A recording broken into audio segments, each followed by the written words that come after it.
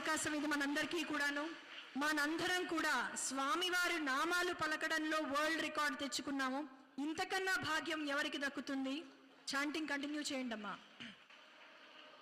Wonder world of records ఎందుకు వచ్చింది అంటే స్వామివారు నామాలు చక్కగా పలికాం మనం అందరం, అందుకని ఇది అందుకుంటున్నాం. మనం ఎంతో అదృష్టం చేసుకున్నాం. ఇక్కడున్న ప్రతి ఒక్కరము కూడా స్వామివారి పేర్ల రూపాన మనం ఒక వరల్డ్ రికార్డ్ స్థాపించాము. ఓం నమో